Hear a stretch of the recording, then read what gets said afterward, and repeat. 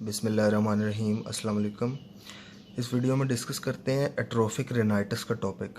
तो मैंने आपको जब क्रॉनिक सिंपल रेनाइटिस और हाइपरट्रोफिक रेनाइटिस पढ़ाया था तो बताया था कि उसकी क्रॉनिक रेनाइटिस जो है ना उसकी टोटल 5 टाइप्स हैं। तो ये एट्रोफिक रेनाइटिस जो है ना ये भी क्रॉनिक रेनाइटिस की टाइप है। ठीक है, ये क्रॉनिक रेनाइटिस होता है, ये बात आपने याद रखनी है। तो 2 टाइप्स हैं टोटल, एक प्राइमरी एट्रोफिक रेनाइटिस है और दूसरा सेकेंडरी एट्रोफिक रेनाइटिस है। ठीक है, प्राइमरी एट्रोफिक रेनाइटिस पहले देखते हैं। प्राइमरी एट्रोफिक रेनाइटिस में कॉजेज़ जो है ना इसको आपने याद रखना है हर्निया के निमोनिक से। ठीक है, हर्निया। तो क्या क्या कॉजेज़ हो सकती हैं प्राइमरी एट्रोफिक रेनाइटिस की? सबसे पहले हो सकती है हेरिडिटरी कॉजेज़। ठीक है, हेरिडिटरी कॉजेज़ में क्या मतलब है कि अगर फैमिली में किसी को है तो उसके ज़्यादा चांसेस होते हैं कि डेवलप हो जाए प्राइमरी एट्रोफिक रेनाइटिस। फिर ई से बनता है एंडोक्रिनल कॉजेज़।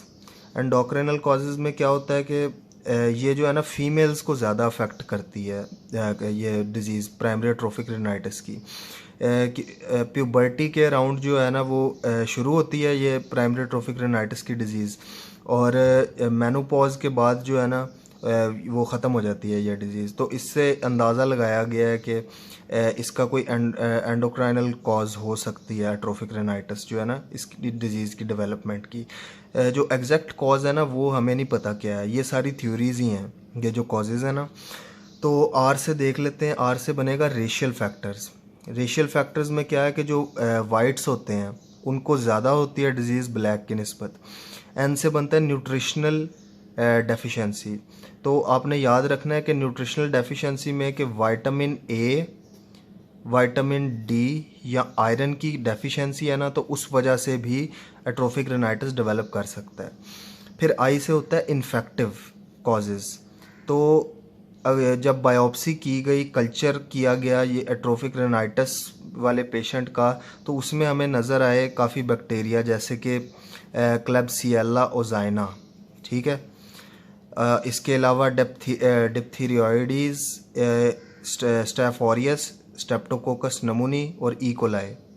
ठीक है, तो ये सारे बैक्टीरियाज जो है ना ये नज़र आए, लेकिन ये सारे जो है ना ये सेकेंडरी इन्फेक्शन है, ये कॉज नहीं है।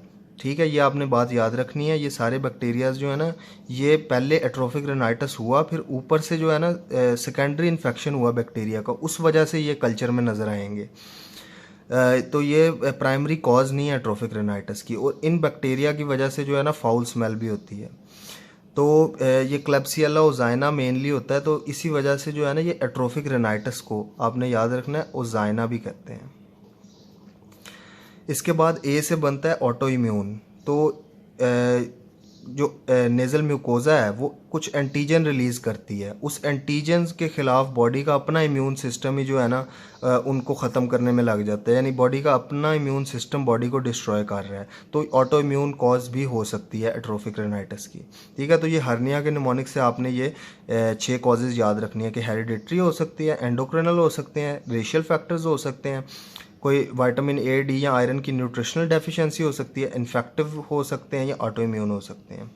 अब देख लेते हैं कि पैथोलॉजी क्या हो रही है, कि नोज़ में क्या क्या चेंजेस आ रहे हैं। तो ये चीज़ याद रखें कि नोज़ में नेज़ल म्यूकोज़ा में सिलिएटेड कोलमनर एपिथेलियम होती है। तो एट्रोफिक रेनाइटिस के केस में होगा क्या कि नेज़ल ग्लैंड्स की जो सीरोम्यूसिनस ग्लैंड्स हैं म्यूकोज़ा के अंदर, सब म्यूकोज़ा में ब्लड वेसल्स हैं और जो नर्व्स हैं उनकी एट्रोफी हो जाएगी। ठीक है, इनमें से किसी भी कॉजेज़ की वजह से। अब जो इनकी एट्रोफी हो जाए तो जो नेज़ल कैविटी है वो रूमियर हो जाएगी, यानी कि वो खुल जाएगी।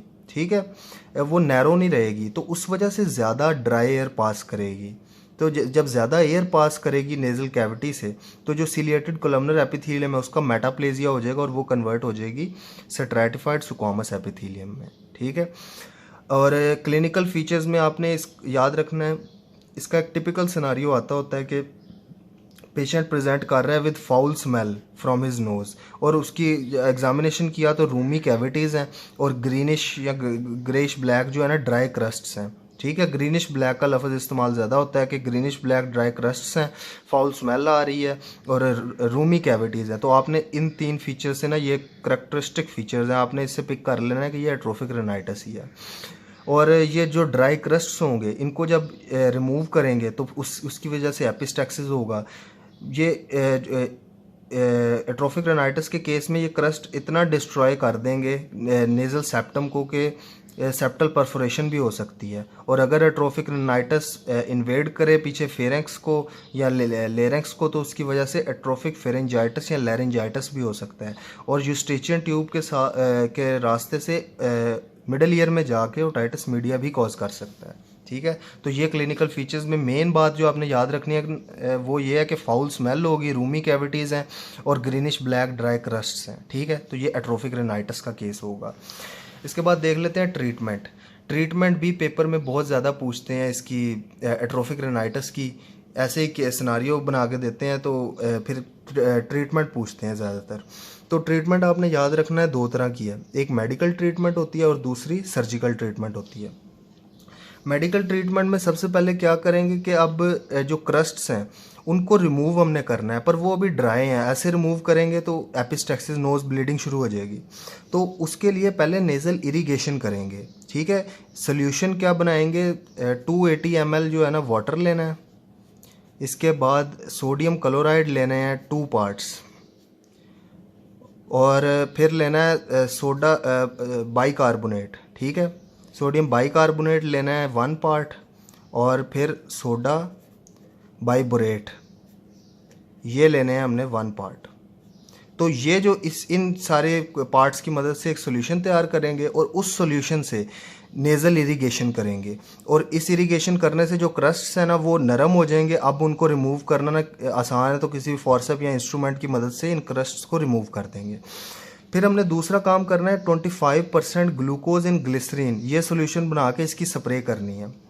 इससे क्या होगा कि जो प्रोटियोलिटिक ऑर्गेनिजम्स हैं, जैसे कि मैंने आपको इन्फेक्टिव कॉजेज़ में बताया कि क्लेब्सियला ओजाइना है या इकोलाई स्ट्रेप है स्टाफ है, जो फाउल स्मेल कॉज कर रहे हैं, तो ये उनकी ग्रोथ को इनहिबिट करता है। तो इसकी वजह से ना फाउल स्मेल कम हो जाएगी काफ़ी। ठीक है, इसके बाद लोकल एंटीबायोटिक्स देने हैं ताकि कोई और इन्फेक्शन ना हो जाए उसके ऊपर। ठीक है, एस्ट्राडायोल स्प्रे देंगे ताकि जो ब्लड वेसल्स हैं और जो सीरोम्यूसिनस ग्लैंड्स हैं नेज़ल म्यूकोजा के अंदर उनकी रीजनरेशन हो जाए, ये इसके लिए एस्ट्राडायोल स्प्रे देते हैं।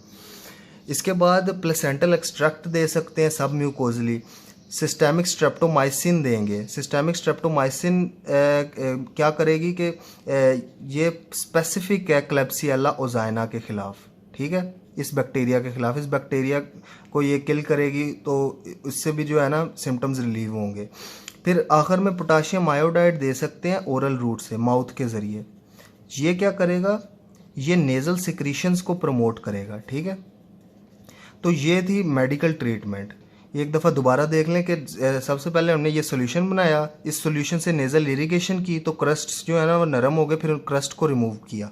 25% ग्लूकोज इन ग्लिसरीन दिया फाउल स्मेल को कम करने के लिए, लोकल एंटीबायोटिक्स दी, एस्ट्राडायोल स्प्रे दिया ब्लड वेसल्स और सीरोम्यूसिनस ग्लैंड्स की रीजनरेशन के लिए। प्लेसेंटल एक्सट्रैक्ट दे सकते हैं सब म्यूकोजली। सिस्टेमिक स्ट्रेप्टोमाइसिन देंगे और पोटाशियम आयोडाइड देंगे थ्रू माउथ। ये नेज़ल सिक्रीशंस को बढ़ा देगा। फिर दूसरी जो ट्रीटमेंट स्ट्रेटजी है वो होती है सर्जिकल। तो सर्जिकल में भी आगे 2 ऑप्शंस है हमारे पास, या तो यंग्स ऑपरेशन या मॉडिफाइड यंग्स ऑपरेशन करें या नेज़ल कैविटीज़ की नैरोइंग कर दें। तो यंग्स ऑपरेशन क्या होता है, इसमें आपने याद रखना है कंप्लीट क्लोजर ऑफ नॉस्ट्रिल्स। जो नॉस्ट्रिल्स है ना एंटीरियर नेरीज, उनको कम्प्लीटली जो है ना वो क्लोज कर देते हैं।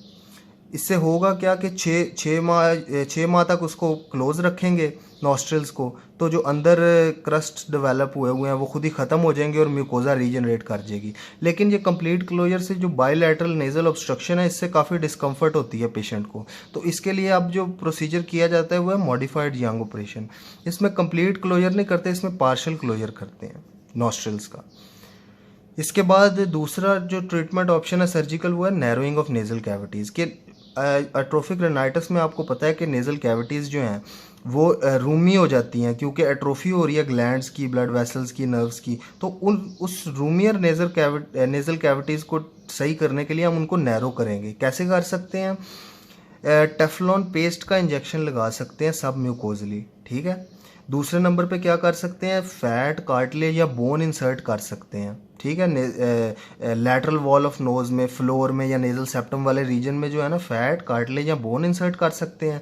और फिर जो लैटरल वॉल ऑफ नोज़ है उसकी हमने सेक्शन किया और उसको ना मीडियली डिस्प्लेस कर दिया, ठीक है। जैसे फॉर इंस्टेंस ये लैटरल वॉल है ना, इसको हमने थोड़ा मीडियली डिस्प्लेस कर दिया ताकि जो रूमियर कैविटी है ना वो हमारे पास ठीक उस नैरो हो सके। तो ये था ट्रीटमेंट एट्रोफिक रेनाइटिस का। अब देखते हैं सेकेंडरी एट्रोफिक रेनाइटिस। तो सेकेंडरी एट्रोफिक रेनाइटिस में याद रखना है कि ये ना किसी सिस्टेमिक डिजीज़ और डिजीज़ हुई है कोई, उसके रिजल्ट में हमारे पास एट्रोफिक रेनाइटिस डेवलप हो गया है। इसमें कौन कौन सी डिजीज़ आ सकती हैं, सिफिलिस आ सकती है, इसके बाद लेप्रोसी आ सकती है, लूपस आ सकता है, यहाँ राइनोस्क्लेरोमा एक बैक्टीरिया होता है राइनोस्क्लेरोमैटस, उसकी वजह से ये राइनोस्क्लेरोमा हो रहा होता है, ये डिज़ीज़ इस वजह से हो सकती है सेकेंडरी एट्रोफिक रेनाइटिस। या कोई लॉन्ग स्टैंडिंग साइनोसाइटिस का केस है उसमें भी हो सकती है, या कोई नोज़ की रेडियोथेरेपी हुई है उस केस में भी सेकेंडरी एट्रोफिक रेनाइटिस डेवलप कर सकता है। फिर आखिर में ये जो एक बात है कि यूनिलैटरल एट्रोफिक रेनाइटिस किस केस में होगा।